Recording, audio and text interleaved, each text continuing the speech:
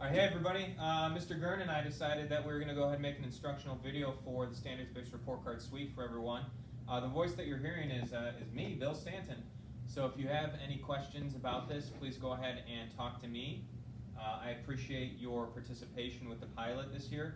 And if you're looking at this next year after we've done a full launch, I appreciate that you've been working so hard, and hopefully, you know, third grade leaders really have stepped up and are showing you the way through this, and I have confidence that they will.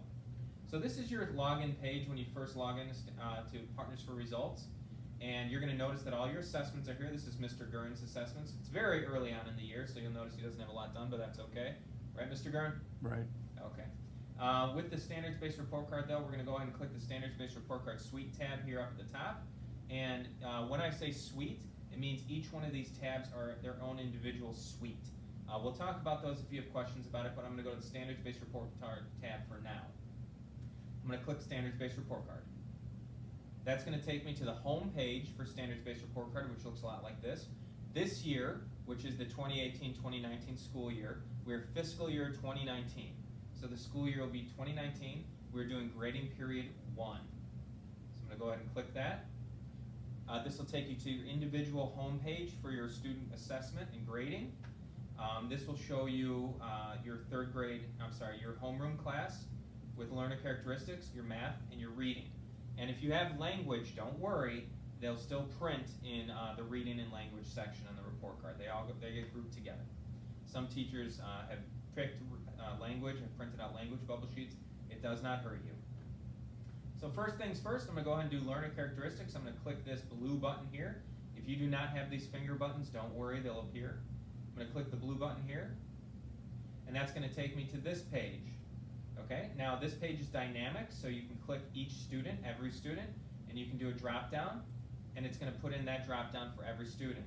You can also do one student at a time and just choose for that particular student. Now, I would always suggest to hit this button once or twice to make sure that you're on an individual student, or click the individual student if you have to make changes. That's just a Bill thing, that's not necessary. You're going to find your own way to do it. I just like to take I don't like to take chances.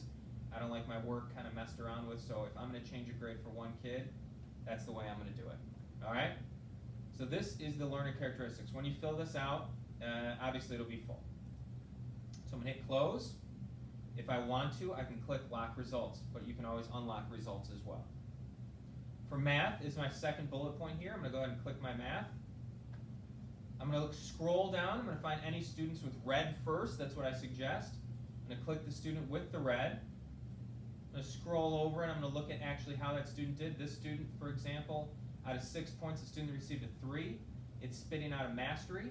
If I have knowledge of the student, I'm going to go ahead and do a target override. If I do not have knowledge of the student, I'm going to look at the scores first and then decide on a target override. Whenever you do a target override, and I'm just going to do this for Mr. Gurn, and I'll help him clear this out later. Whenever you do a target override, it's going to say the override date, it's going to give you an override person, and if you want, you can put in target override comments in case you want to give yourself a reminder at a later time. Okay, but for now, I'm going to go ahead and leave that blank and hit close. You're going to notice it is bolded now. Bolded means that you worked on it. Non-bolded means that it is the result of an algorithm. So go through your kids. If there's any student who received a non-bolded grade that you want to take a look at, because you don't think that that student actually has mastery or proficiency or inconsistency or frequently with that particular grade, you can click it and you can still do a target override. So if I want to do inconsistent instead, I certainly could. I'm going to change that back for Mr. Gurn though at this time. And it will come up bolded black, which again means that you modified it. Okay, last thing is reading. Same exact thing. Oh, I was already in here. Sorry guys. Alright, so reading, same exact thing. The next button that I would push is the Add Edit Grades button. This is going to let you add those grades for the curriculum that we have not standards-based yet. Alright, so for this, I'm going to go just to, looks like Lily or Faye here. I'm going to go ahead and put an A- for her for art because her art teacher has communicated that to me. We do have to open up communication lines between our specials and our classroom and our homeroom teachers as well. So I'm going to put an A- there for Faye, and then it's going to go ahead and record an A- for her.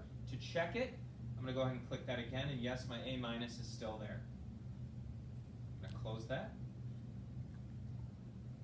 You can also click on the corners to drag. Oh yes, I'm sorry. Thank you, Mr. Gurn, I appreciate it. You can click on the corners and drag those grades across if that student received an A for all of them, and you can also, let's say all students received an A for music, you can drag it down. It does the same thing. And that is a Gurnism right there. Mr. Gurn was the one who discovered that, so I gotta give him credit on that. Thank you very much, Tom. I'm gonna go ahead and hit end there. So at this time, I'm gonna lock my results, and I would hit print standards-based report card. I'm not gonna do that with the results locked because I don't want Tom to have any issues. So I'm gonna unlock these results for now just to get a preview.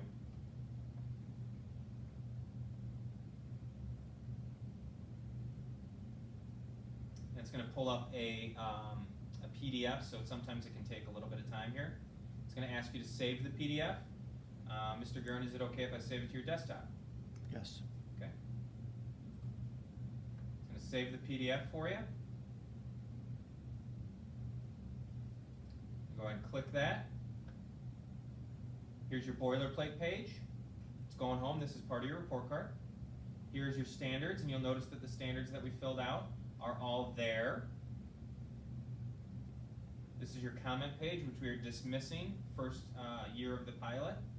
And then after that are your language, all your standards that should go home with the students as well. Mr. Gurn has done a great job using Partners for Results first quarter. So all of the math and the ELA standards are right there. This is for the parents, so they know the standards, the target objectives that you went over first quarter. What you're going to notice second quarter, third quarter, fourth quarter is it starts to table. So these standards will be there along with the standards that you've been working on for second quarter, third quarter, and fourth quarter. Thank you very much for your participation in the pilot, and if you're looking at this next year, hopefully everything's been working out, and thank you for your work the following year as well. Have a good one.